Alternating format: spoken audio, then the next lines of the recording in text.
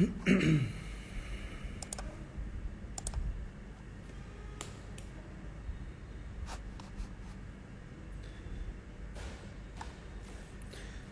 selamat malam Cuan Troopers. Balik lagi ya dengan T-Talks dari Sukor Sekuritas. Malam hari ini kita ada topik yang cukup menarik ya teman-teman ya. Kalau misalnya kita lihat dari berita beberapa minggu ke belakang ini membahas mengenai bursa karbon ya, atau IDX karbon. Nah, jadi malam hari ini kita akan membahas spesifik mengenai topik ini ya. Tapi tentunya juga buat teman-teman kalau misalnya ada pertanyaan seputar saham seperti biasanya bisa ditanyakan juga. Malam hari ini kita kedatangan influencer Kevin Billy ya teman-teman ya. Pasti udah tahu Kevin Billy siapa. Kebetulan aku juga udah pernah live nih sama Bro Kevin. Teman-teman malam hari ini bisa nanya-nanya juga ya kalau misalnya ada pertanyaan mengenai saham kalian atau juga mungkin potensi-potensi saham yang kalian udah perhatikan, bisa tanya nih pendapat atau opininya dari Kevin Billy begitu. Nah, buat teman-teman juga di sini kalau misalnya ada kalian yang belum punya akun RDN bisa buka di e-form.sukorsekuritas.com ya teman-teman ya. Dan juga untuk kalian yang belum download aplikasinya bisa ke App Store, search aja Spot by Sukor Sekuritas. Nah kemarin juga aku sempat ya minggu lalu kasih info buat teman-teman Cuan Troopers nih kalau misalnya ada yang belum punya belum join Telegramnya Sukor Sekuritas ya teman-teman ya. Kita punya nih Telegramnya Sukor Sekuritas, itu ada 2 channel ya. Satu channel itu one way communication, jadi situ dikasih informasi mengenai rekomendasi saham, dan juga ada CTDU ya teman-teman ya, Cuan Troopers Daily Update. Di situ kalian bisa lihat berita-berita seputar pasar modal yang sudah terkurasi ya. Di dalamnya juga ada harga-harga komoditas ya, karena banyak banget kan informasi yang harus kita saring. Dan di dalam CTDU ini, di dalam Cuan Troopers Daily Update ini kalian udah bisa dapat semua yang perlu kalian tahu ya. Dan itu ada di dalam Telegram yang one way. Dan satunya lagi adalah yang two way communication ya, Telegram discussion buat teman-teman nih bisa ngobrol sama teman-teman trader atau investor lainnya sesama Cuan Troopers. Ya kalau misalnya kalian belum join, boleh DM aja di Sukor Sekuritas, nanti dibantuin sama adminnya Sukor Sekuritas. Oke, buat malam hari ini kita akan membahas mengenai analisa emiten penghuni IDX Karbon ya teman-teman ya. Jadi kalau misalnya ada pertanyaan juga seputar dari bursa karbon nih yang baru mulai ini gitu ya, boleh banget ditanyakan ya teman-teman ya. Oke, coba kita lihat dulu nih. Oke, ngobrol santai aja ya malam hari teman-teman. Kalau mau nanya langsung aja di comment section, nanti kita pilih pertanyaan-pertanyaan teman-teman Cuan Troopers. Oke, halo bro. Halo, halo. Oke, entry-nya keren banget ya, dari langit-langit langsung buka. Suara gua jelas gak ya, Bro? Aman sih, aman, aman, aman. Oke, siap. Oke, pertama-tama thank you banget ya Bro Kevin ya, Yes. udah willing menyisakan waktu ya di Jumat malam ini gitu kan. Siapa tahu sibuk gitu kan. Nah, dan tentunya banyak juga teman-teman Cuan Troopers yang grateful gitu ya buat kehadiran lo nih malam hari ini untuk kita ngobrol-ngobrol dikit lah ya. Kita pengen tahu nih insight atau enggak pendapat lo juga lah seputar topik malam hari ini gitu kan, karena judulnya adalah analisa emiten penghuni IDX Karbon gitu kan. Mungkin gak harus langsung analisa, mungkin teman-teman juga di sini kan banyak yang nggak tahu nih bursa karbon itu apa gitu dan sebagainya. Nah tapi sebelum kita sampai ke topiknya, seperti biasa langsung aja nih gue mau nanya mengenai pendapat lo terhadap market kita minggu ini. Kalau misalnya hari ini kan kita lihat kan dia 0,0 turun ya, 0,03 gitu kan. Secara 5 hari juga actually seminggu ini minus ya, 0,75%. Nah, what do you think nih about market sekarang? Sepikah atau ada potensi? Boleh di-share sama teman-teman Cuan Troopers.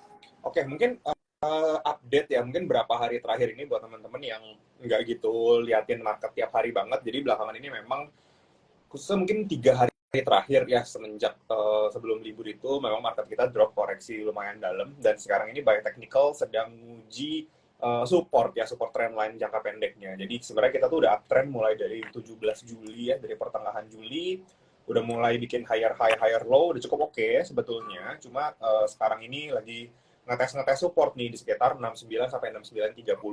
Jadi mungkin buat teman-teman yang lagi mau buy on weakness, menurut gua kalau misalkan untuk pantulan ke atas beberapa persen, menurut gua sekarang momentumnya resikonya rendah lah. Artinya kalau misalkan udah jebol 6.900, mungkin menurut gua udah boleh raise cash lagi nih. Itu untuk dari sisi teknikalnya. Karena menurut gua secara sampai akhir tahun mungkin menurut gue kita masih bakalan ngerasain koreksi lagi ya mungkin tapi koreksinya kalau gue mungkin worst case-nya ini sampai 6770 lah ini worst case skenario jadi kalau misalkan any price ya teman-teman dapat harga IHSG-nya pas di 6770 mungkin range-nya kasih range sampai 6820 gitu ya 50 poin menurut gue itu momen yang bagus buat teman-teman misalkan mau buy on weakness nih untuk di keep sampai ke 2024. Tapi secara overall, menurut gua kalau misalkan kita tarik lumayan jangka menengah gitu ya, 6 bulan atau 1 tahun ke depan,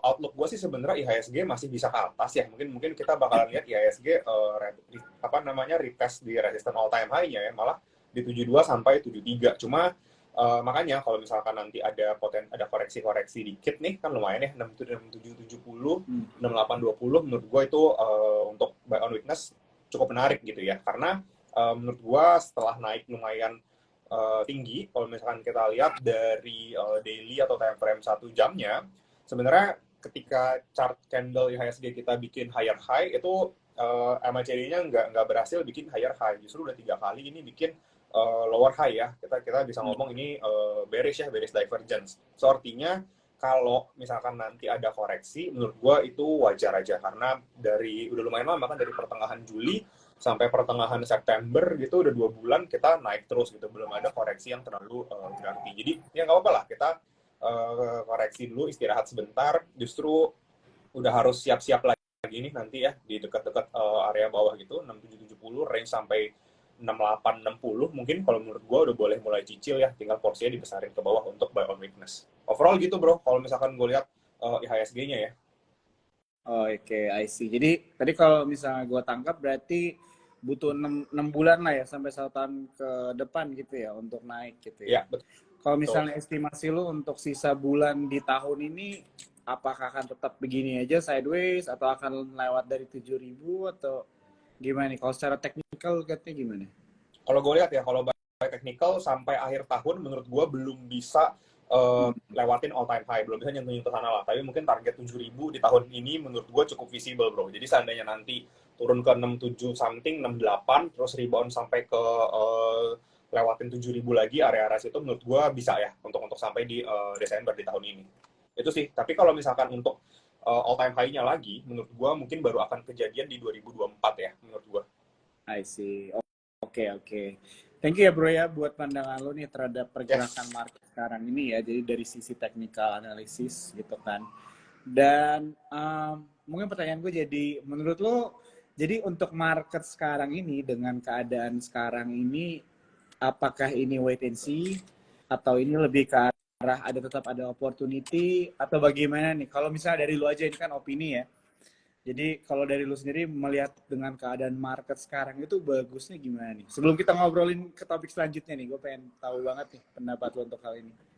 Ya, kalau misalkan gue lihat ya sekarang, kalau misalkan sekarang kondisi teman-teman ini lagi bingung nih, lagi galau banget mau antara mau mulai beli atau masih simpen cash buat nanti buy on weakness. Kalau menurut gue ya, personally ini kita bakalan ada koreksi ya. Jadi mulai cicil ketika nanti dia udah mulai di 6860 porsinya sampai bawah itu semakin besar. Jadi untuk beli sekarang, menurut gue better untuk wait and see. Karena memang kita lagi ada di support, cuma support uptrend yang kelihatannya udah mulai melemah beberapa hari terakhir. Tapi kalau misalkan mau spek, bolehlah sedikit kita masuk karena jaga aja di level 6.900 itu boleh. Cuma untuk masuk banyak agresif bakalan lanjut rally yang lumayan panjang kayak yang kita alamin dari bulan Juli menurut gue belum. Jadi wait and see, buy on weakness. Kalau mau trading kecil ya, bagi porsi aja, menurut gua sekarang nggak apa-apa. I see. Nah, ini penting banget nih pasti buat teman-teman Cuan Troopers pengen tahu Ya, gitu ya istilahnya dari tanggapan lu juga gitu kan bagaimana menanggapi keadaan sekarang gitu kan apalagi buat teman-teman Cuan Troopers yang baru yang bisa dibilang mungkin jam terbangnya belum terlalu banyak lah ya di dalam dunia investasi ataupun trading. Pasti istilahnya pendapat itu bagus lah ya buat teman-teman sekarang yang nonton untuk bisa dijadikan pertimbangan juga gitu ya teman-teman ya. Tetap kalian disclaimer ya kalau misalnya mau belajar atau mengambil keputusan itu baik lagi ke kalian masing-masing ya, tetap lakukan riset kalian juga ya di your own research. Oke. Kita lanjut kali ya. Sekarang nih menurut lo nih ngomongin tentang sentimen ya bro. Kira-kira ada nggak nih sentimen yang lu perhatiin nih selama ini kira-kira terjadi di pasar modal gitu kan?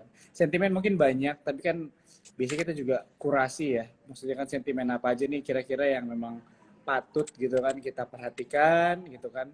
Contohnya mungkin dari secara global atau nggak mungkin domestik yang kira-kira ada potensi nih begitu kan, ya, atau mungkin juga menjadi sesuatu yang perlu kita perhatikan juga supaya bisa berhati-hati gitu kan. ya. Boleh nggak di-share sama teman-teman Cuan Troopers nih kira-kira ada sentimen-sentimen apa aja nih yang supaya kita yang nonton malam hari ini bisa aware. Ya.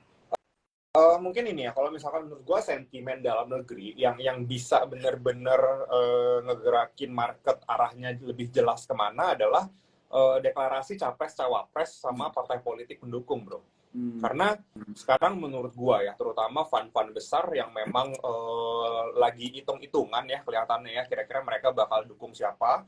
Karena hitung-hitungannya masih belum jelas, belum ada deklarasi dari cawapresnya gitu. Padahal kita tahu cawapres ini jadi kadang-kadang bisa jadi faktor penentu ya. Karena kita udah tahu presidennya siapa, sekarang tinggal pembagiannya bakalan lebih kemana dari cawapresnya. Jadi once menurut gua udah sampai daftar gitu ya, udah sampai mendaftarkan diri, udah jelas namanya siapa, partai politik mendukung sudah siapa, menurut gue baru akan lebih jelas lagi arah market karena fund-fund besar, smart money sudah mulai akan ada hitung-hitungan gitu, mereka akan plot dukungan ke siapa dan kelihatannya baru ada sentimen lebih lanjut ke sana. Plus satu lagi, menurut gue ya, karena kita ngomongin cawapres, kita bisa spekulasi mungkin sentimennya akan ada ketika salah satu grup gitu ya atau pemenang atau yang punya grup di bursa terus tiba-tiba maju jadi cawapres, menurut gue sentimennya bisa pro banget ke sana sih.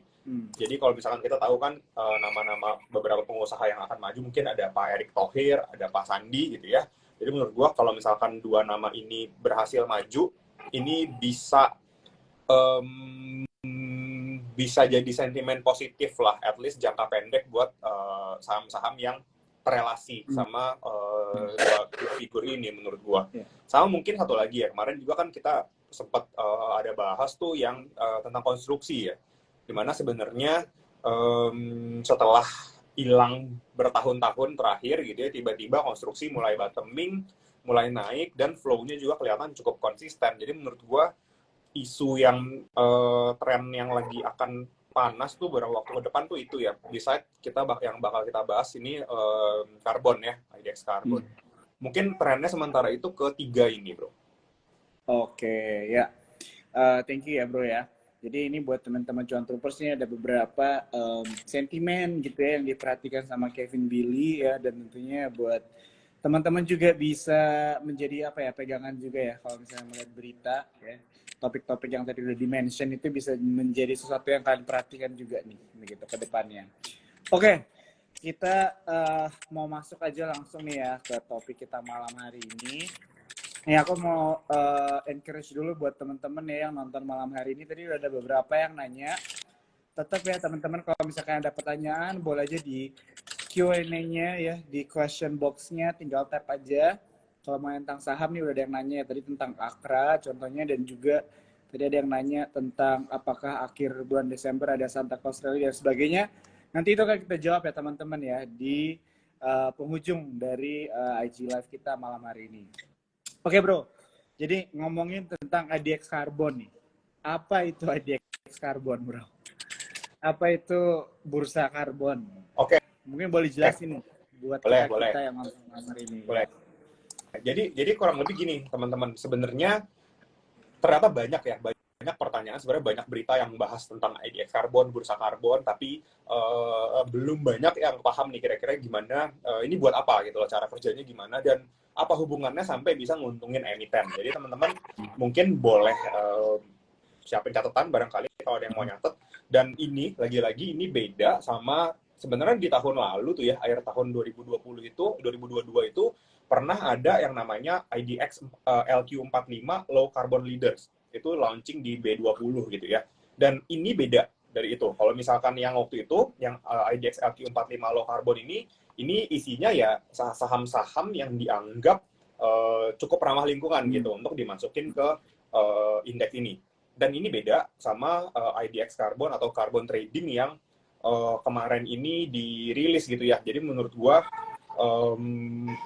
kita harus tahu dulu kalau ini memang beda gitu ya. Dan buat teman-teman yang ngelihat IDX Carbon, kenapa harus ada IDX-nya gitu-gitu kan. Kadang-kadang takutnya disalahartikan itu jadi saham gitu. Jadi menurut gua gini, kalau misalkan kita ngomongin perusahaan yang ada di bursa kita, itu terutama mungkin Indonesia ya, negara berkembang yang perusahaannya nggak semua, masih dikit lah yang fokus banget sama lingkungan.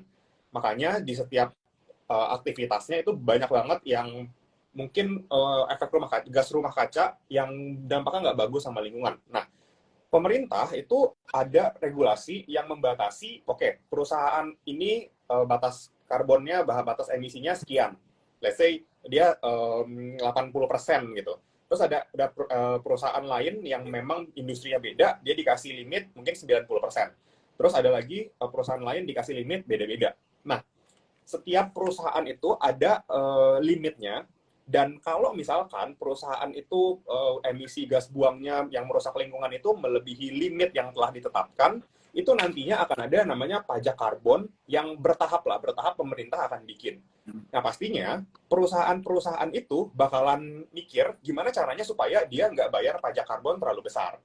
Selain dia jadi perusahaan yang lebih ramah lingkungan, tapi ya seramah-ramahnya perusahaan semen, tetap aja nggak ramah gitu kan, tetap aja ada gitu ya, ada yang dibuang. Nah, sekarang mereka tuh lagi pusing gimana caranya mengurangi emisi dengan cara dia punya produksi diganti atau dia nambahin limit.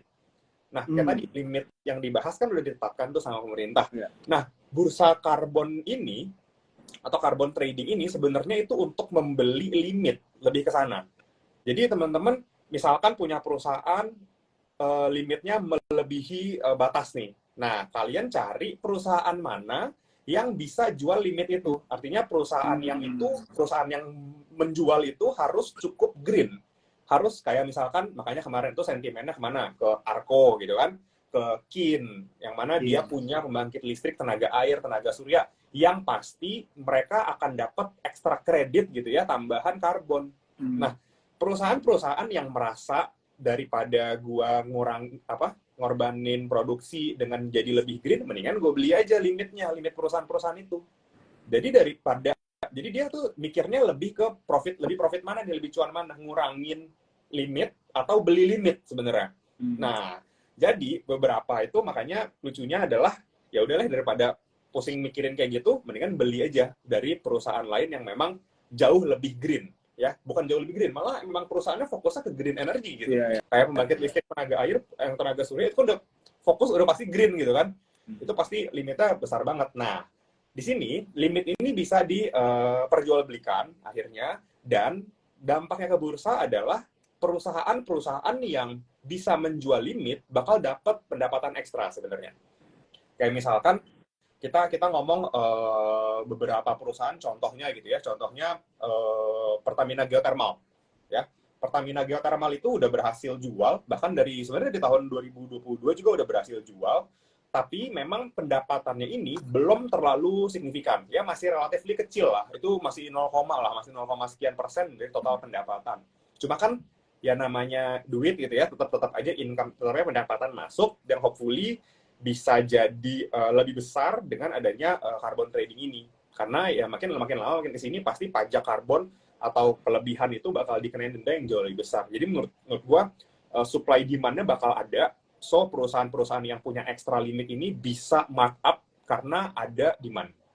Jadi, kurang lebih begitu teman-teman tentang carbon trading yang kemarin ini lagi rame. Makanya yang diuntungkan itu adalah perusahaan-perusahaan yang related to green ya, yang ada tanda kutip green.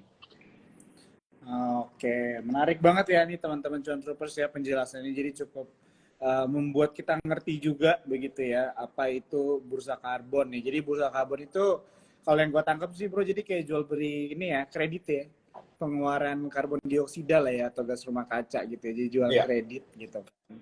Jadi istilahnya lempar-lemparan lah, siapa yang butuh lebih besar gitu kan limitnya dikasih buat yang lebih membutuhkan dan sebagainya gitu kan. Dan tentunya ini semua kan strategi perusahaan juga kali ya, lihat-lihat pengeluaran, expenses juga kan, hitung-hitungannya. Oke, menarik. Tapi bro, yang mungkin menarik nih bro, dari semenjak dibuka, kita malah lihat ya nama-nama besar yang membeli itu adalah bank ya. Jadi, nah itu gue baca tuh ya. Jadi karena kadang-kadang kita pikir, oh mungkin yang bakal beli adalah perusahaan-perusahaan yang pakai coal gitu. Contohnya semen gitu ya. Produksi semen butuh bakar pakai coal, emisinya banyak gitu ya. Terus mereka bakalan fokus beli. Ternyata ya mungkin balik lagi, tapi mungkin teman-teman harus research lagi karena limitnya itu bisa beda. Mungkin karena industrinya memang dia adalah produksi seperti itu, chemical, ini itu yang pasti mungkin dikasih limit lebih besar. Cuma yang menarik adalah kok banyak bank yang beli nih. Nah, ternyata kita ngobrolin beberapa teman, ternyata bank ini emang lagi lomba supaya mereka jadi green banking gitu.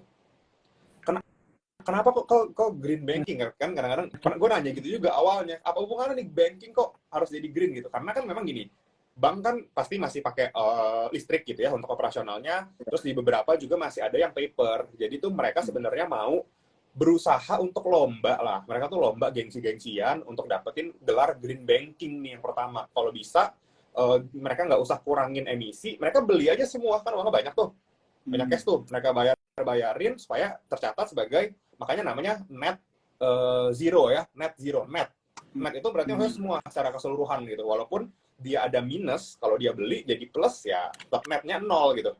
Nah itu yang ternyata menarik, mereka lomba untuk jadi green banking. Apakah nanti naikin value mereka karena mereka jadi green banking pertama, ya we'll see lah. Tapi menurut gua harusnya enggak sih, karena kalau misalkan gue udah punya bank, gue udah pakai BCA, ya dia mau green nggak green ya tetap mau nggak mau gue pakai gitu.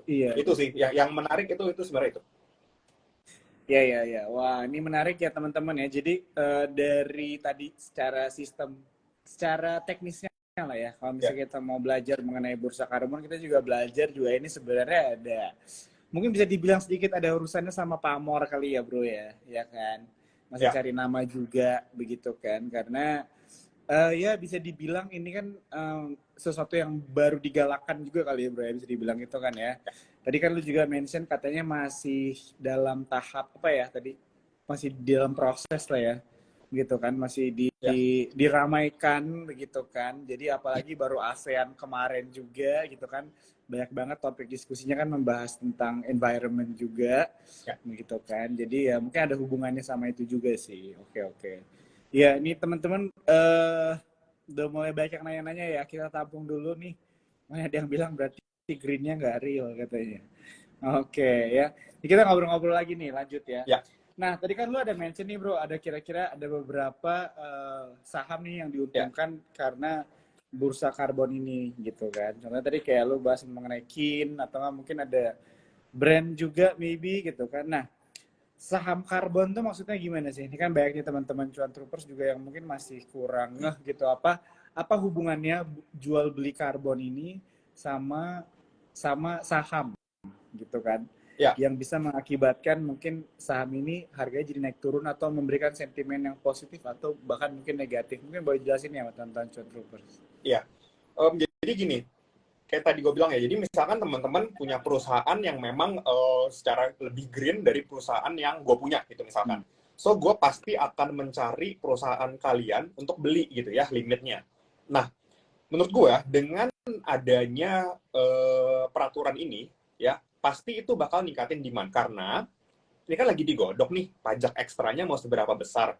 Dan nanti menurut gua bakalan cukup besar. Sehingga beberapa perusahaan yang punya liquid cash, ini udah nabung dulu nih, beli duluan. Daripada nanti peraturannya jadi, si yang punya limit ekstra ini malah makin jual mahal. Gitu, makin jual mahal karena peraturan udah jadi, udah lebih saklek gitu kan. Biasa kan kalau di Indonesia kan ketika peraturan dirilis gitu ya, kajian-kajiannya udah ada, tapi learning by doing gitu, pelaksanaannya berjalan aja. Nanti bakal ada revisi-revisi lagi gitu.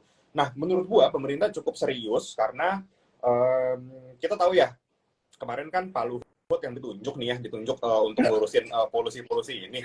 Jadi menurut gua kerjaan beliau tuh selalu 4 jempol, bro.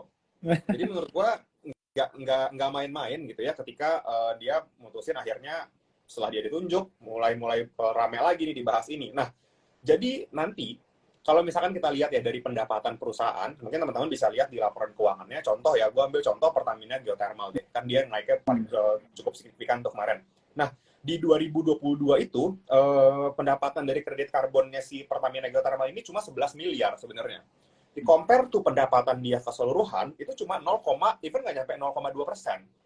Gitu. Jadi perusahaan sebesar itu menghasilkan 11 miliar gitu ya, 0,2% aja dari total pendapatan. Oke, coba contoh lagi deh. Misalkan nih ya, kita bilang brand yang tadi mau IPO.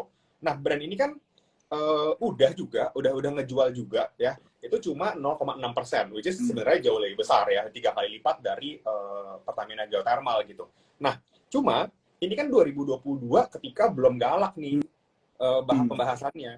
Nah, nanti ketika udah galak, kayak tadi gue bilang, demand-nya udah ada nih. Mungkin dulu demand-nya nggak terlalu banyak lah, karena mungkin cuma formalitas perusahaan cuma mau disebut sebagai green, sustainable, jadi bla bla bla gitu. Jadi belinya dikit. Ya udah belinya dikit, demand sedikit. Nanti kalau udah ketat, demand-nya banyak nih. Nah, perusahaan yang punya kan mau nggak mau bisa main gitu kan. Maksudnya bisa main itu bisa naikin harga. Nah, nanti berarti kita bisa lihat nih perusahaan-perusahaan yang besar gitu ya, itu bakalan jauh lebih besar lagi nih income-nya. Nah, itu perusahaan yang besar. Apalagi perusahaan yang kecil, yang market cap-nya kecil, income-nya kecil, tiba-tiba bisa jualan. Nanti bakalan lompat tuh earnings-nya berkali-kali lipat mungkin. Malah mungkin pendapatannya jauh lebih besar dari carbon trading. Makanya yang kenceng tuh apa? Arko, Kin gitu kan. Karena sebelum mereka rame, sebelum mereka naik ini, kan mereka punya valuasi tidak sebesar Pertamina Geothermal atau brand. Gitu ya. So, nanti ketika mereka jual, income-nya bakal langsung boom, gitu ya, beratus-ratus persen gitu, bagus, laporan keuangan cantik, semua masukin berita, bikin research, kencang valuasinya. Makanya kalau mau spek ya sebenarnya, kalau misalkan kalian teman-teman percaya ini bakalan run dan bakal serius ditegakkan gitu ya peraturannya, ya silakan mendingan menurut gua spek ke yang relatively lebih kecil, karena itu yang pasti bakalan boom banget dari sisi pendapatannya. Kalau misalnya kita lihat Pertamina Geothermal 0,2, let's say naik 3 kali lipat, 4 kali lipat, masih even belum 1% dari total gitu.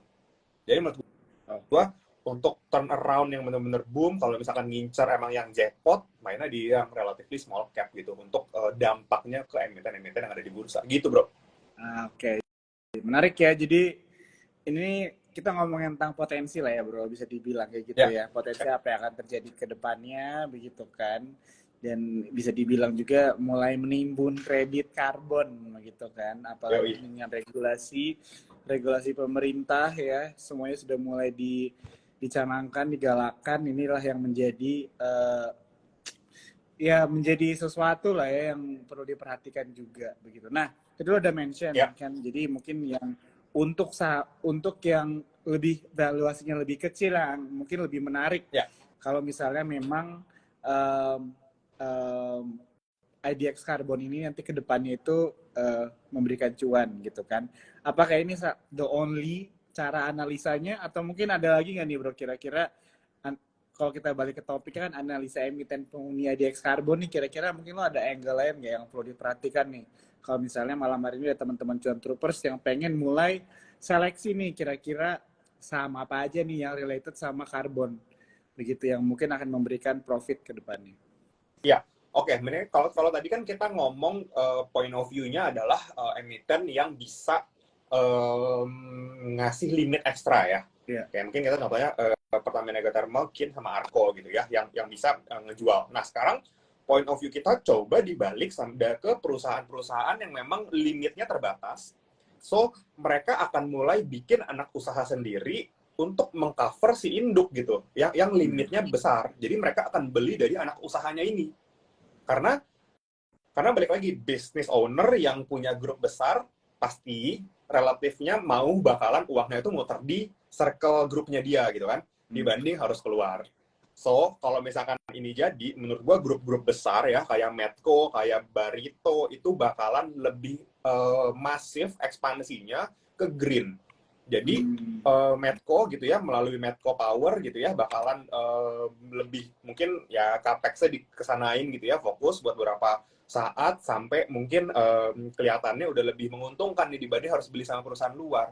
Makanya kita lihat, brand juga mau IPO nih, gitu kan. Brand mau IPO sebenarnya ya kita lihat Barito Group, BRPT udah berapa lama gitu di bursa, tapi kenapa momentumnya sekarang nih? Brand baru di IPO-in, kenapa nggak 5 tahun yang lalu, kenapa nggak 5 tahun lagi gitu kan? Jadi menurut gua ada dua opsi yang menarik nih. Kalian mau beli yang itu, yang jual, atau kalau sudah ketinggian, kalian spekulasi ke green energy company besar, karena mereka bakalan fokus di sana untuk ngurangin keluar gitu. Jadi bisa jadi kita lihat perusahaan-perusahaan yang green punya grup besar, let's say brand atau yang mau IPO ini, nanti earnings-nya juga bakal bagus karena Baritonya fokus ke sana gitu loh, dibanding mereka bayar company lain keluar. Jadi menurut gue ada dua POV itu yang perlu kita cek sih, karena balik lagi ya, ini kan bisnis ya. Menurut gue pemerintah mau sebenarnya perusahaan yang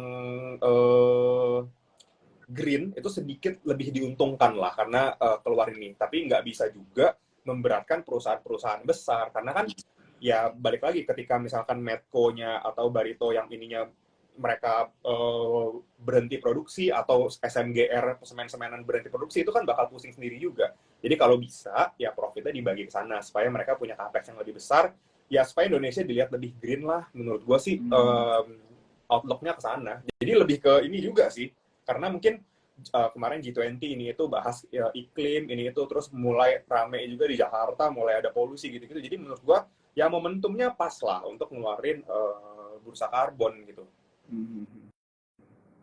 Ya, ya, setuju. Ya, jadi memang, ya benar ya bro ya. Jadi kalau misalnya dibilang realitanya, nggak mungkin serta-merta berubah semuanya Ya, ke green gitu ya. betul. Jadi, tapi gue suka banget ya tadi kata-kata lo yang mention mengenai ya at least ngasih something lah ya buat perusahaan-perusahaan yang udah berusaha untuk go Ya, green gitu kan. Dan mungkin juga ini sebenarnya hanya sedikit apa ya, dorongan aja gitu ya ya. buat banyak bisnis kita ke arah yang lebih baik lah ya Ya. buat lingkungan begitu kan. Karena, Oke. karena karena kalau misalkan kita lihat ya historical ya, dulu gue pernah ngobrol sama teman tentang Arco sama Kin yang memang dari awal bisnisnya udah pembangkit listrik dengan renewable energy gitu ya, surya, tenaga surya, air gitu ya. Itu bener-bener nggak dilihat bro, jarang banget. Bahkan kita lihat chartnya dulu ya, kalau sebelum liquid itu nggak gitu liquid. Di per tiknya bisa cuma ratusan lot gitu. Itu menurut gua kan kayak ya memang mereka dari awal udah green gitu ya, profit memang waktu itu kencana energi profit, cuma profitnya belum banyak gitu. Tapi kan ya balik lagi, dia mau ekspansi seberapa besar gitu kalau misalkan profitnya nggak besar juga. Jadi menurut gua ya mungkin bagi-bagi lah ya bro ya, bagi-bagi biar nggak terlalu terpusat, so mereka juga bisa sambil jalan gitu. At least Indonesia bisa ada sesuatu gitu yang di blow up di next G20 meeting. Menurut gue sih lebih ke sana ya. Oke, oke. Ya, ya, ya. Oke, teman-teman Cuan Troopers, gue mau ingetin ya sekali lagi, ini IG Live-nya di save ya.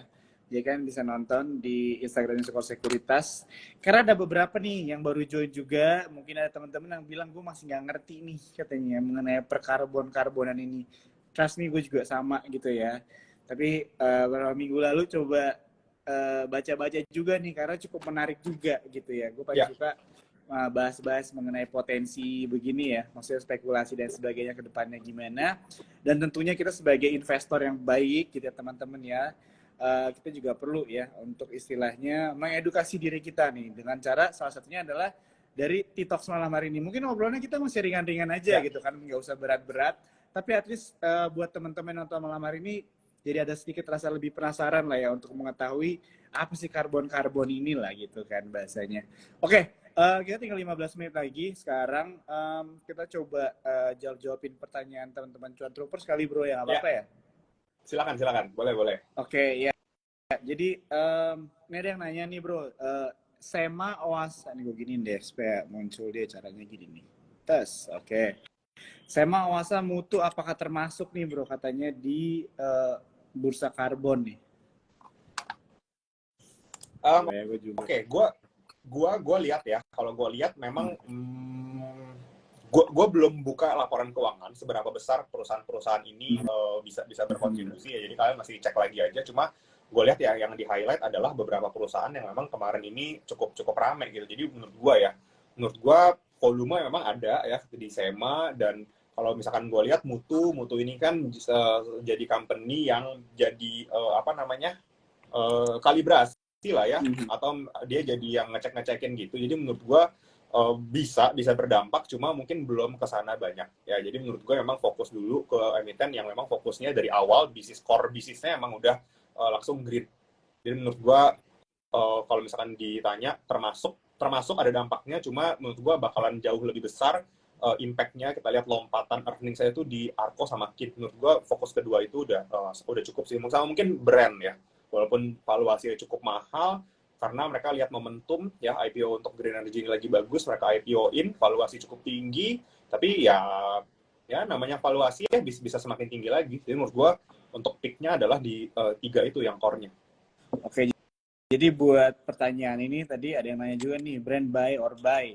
Itu udah dijawab ya sama lo ya tadi ya bro ya, untuk brand. Oke. Kita coba ke, ini ada yang nanya nih, mungkin kita bahas sedikit tentang Akra nih bro ya. Dari Muhammad tanya, saham Akra bagaimana ya? Apakah saham Akra ditabung per bulan untuk jangka panjang itu bagus atau tidak? Ya, oke. Sebenarnya kalau misalkan kita lihat ya, Akra yang mulai, kita tahu lah dia punya bisnis, core bisnis kan dulunya adalah oil related ya. Mungkin nggak fokus ke oil lah, tapi gimana distribusi oil. Terus kemudian mulai nyenggol ke lahan industri ya. Tapi kalau menurut gua lihat apakah bagus ditabung untuk jangka panjang, menurut gua ini karena masih berhubungan sama commodity related, gua personally kurang suka untuk nabung jangka panjang di saham-saham yang walaupun nggak langsung komoditi tapi ada bau-bau komoditinya. Menurut gua belum bisa kita jadiin instrumen yang untuk jangka panjang yang paling bagus. Masih ada yang lain yang lebih oke. Oke, thank you bro untuk jawabannya. Yep. Lanjut lagi pertanyaan ini, ada yang nanya dari Rods Panjaitan yang nanya mengenai saham Indika Energi bro, Indi. Tanggapan lo gimana nih? Hari ini dia minus 0,45%. Ya, oke. Kemarin ini juga ya, rame juga. Kemarin gue sempat ngobrol sama siapa, ada kelihatannya ada rumor gitu ya, dengar kelihatannya ada yang mau di IPO ini si anak usaha yang produksi motor listriknya. Cuma ya we'll see lah. Cuma by technical memang sekarang ini Indi masih cukup uptrend, walaupun beberapa hari terakhir ada buangan yang cukup besar ya. Artinya kalau misalkan teman-teman mau spekulatif buy, menurut gue di dekat-dekat 2100 oke. Ya, jaga aja mungkin di level 2000 itu boleh. Kalau misalkan jebol 2000 udah deh exit dulu aja. Jadi risk-nya jaga kurang lebih 5% ya, masuk di sekitar 2100, 2000 jebol boleh exit. Menurut gua arahnya ke sana. Buy technical dulu aja karena menurut gua belum terlalu gimana lagi sih sentimennya ke emiten ini.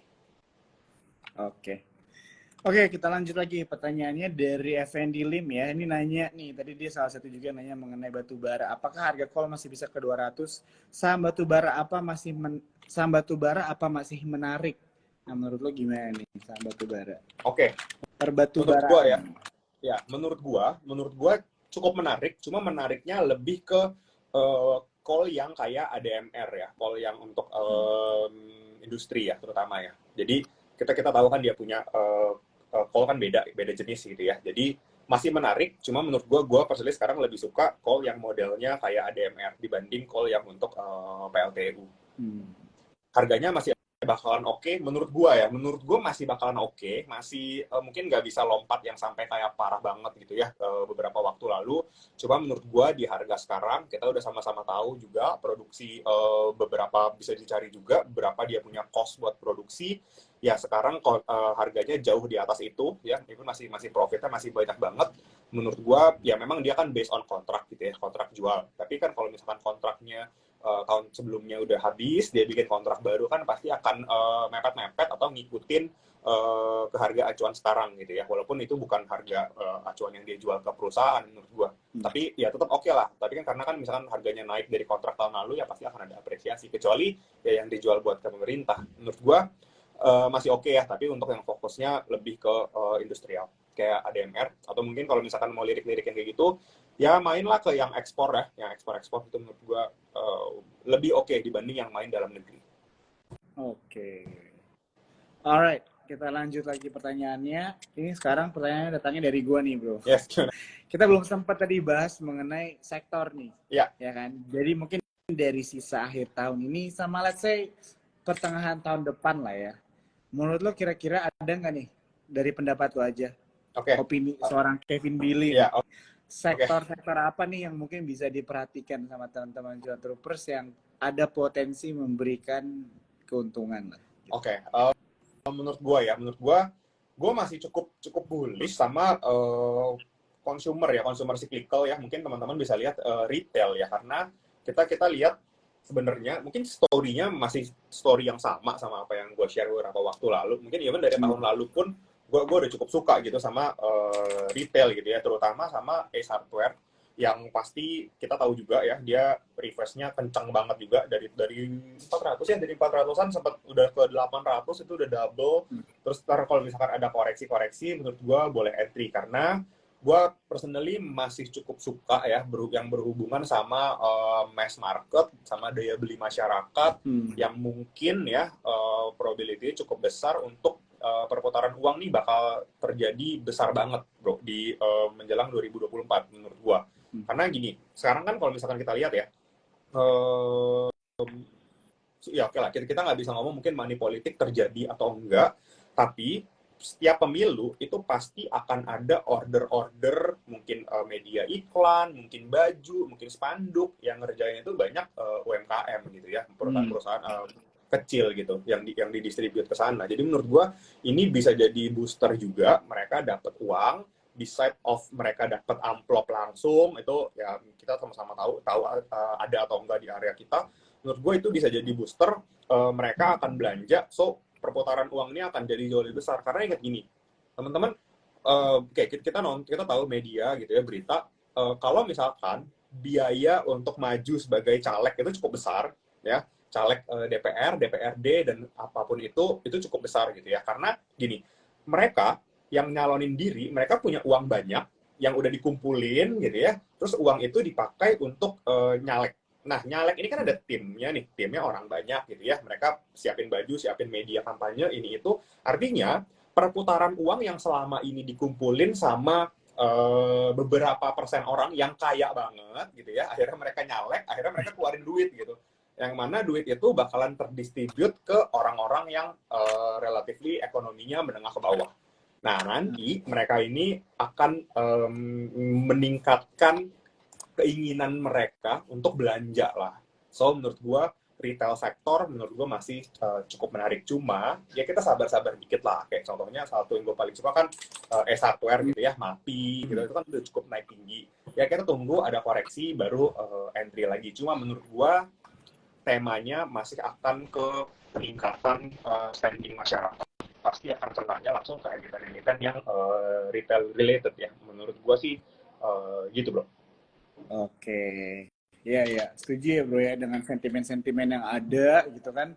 Tadi juga ada yang mention di sini bilang supermarket di Kota Medan lagi sepi, daya beli menurun. Gua langsung googling sendiri aja sih. Pertumbuhan ekonomi kita gitu ya, maksudnya daya beli domestik kita itu gimana, dan itu actually konsisten ya di atas 5% begitu kan, dan tentunya ini data ya yang bisa menunjukkan bahwa benar gitu ya. Gue setuju sama yang Bro Kevin mention mengenai sektor retail ya bro ya, bisa diperhatikan lah ya. Oke. Oke, lanjut lagi. Kita coba cari nih pertanyaan teman-teman cuan troopers. Tadi ada yang nanya lagi nih mengenai, tadi nanya tentang saham-saham media, itu tuh mungkin ada hubungannya sama pemilu kali ya. Tadi kan lo udah mention. Oke. Ada yang nanya nih bro, saham WLTJ. Gimana nih tanggapan lo mengenai saham WLTJ? Halo bro, sorry bro, agak nge-lag. Gimana Ya, tadi bro? halo? Udah aman? Ya, jelas ya? Ya. Aman. Ada yang nanya bro, mengenai saham WLTJ nih. Kira-kira bagaimana tanggapan lo mengenai saham WLTJ? WLTJ, oke. Iya. Consumer goods ya? Ya. Oke, menurut gua, personally, consumer goods sekarang gua lagi avoid dulu. Ya, cuma kalau misalkan kita lihat kemarin itu udah ada volume yang cukup oke di Unilever ya. Menurut gua ya bolehlah mulai dilirik-lirik lagi. Toh WLTJ udah koreksi lumayan dalam. Mungkin by technical gua bakalan coba entry kalau misalkan dia rally-nya udah panjang nih.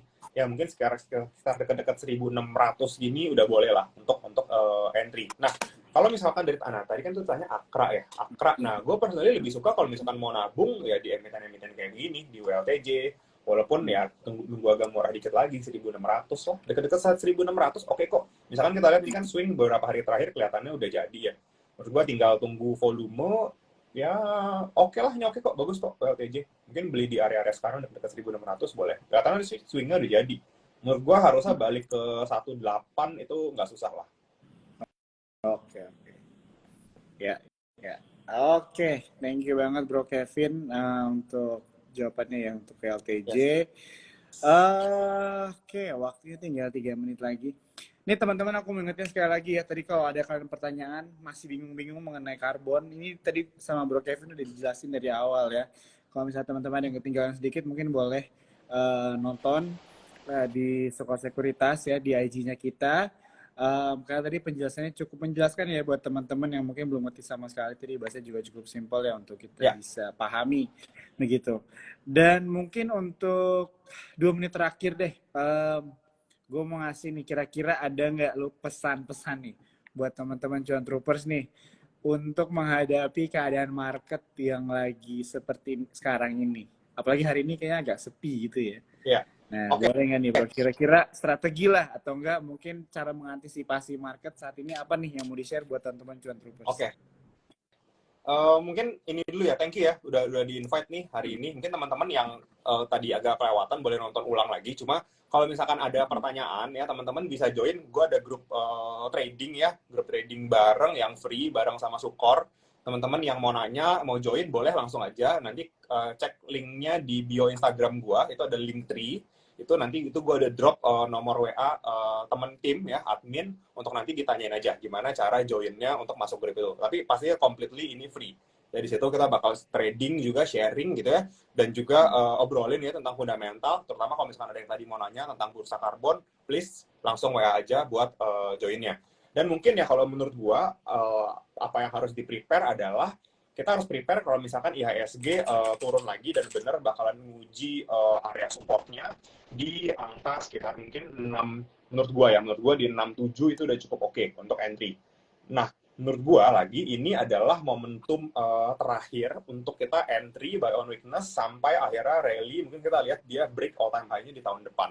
Jadi menurut gua ketika nanti ada koreksi jangan khawatir, jangan ragu gitu ya untuk masuk ya, untuk invest sampai tahun depan, karena menurut gua IHSG-nya masih cukup bullish. Jadi any price IHSG di bawah 68 gitu ya, menurut gua itu adalah time yang itu momentum yang bagus untuk buy on weakness.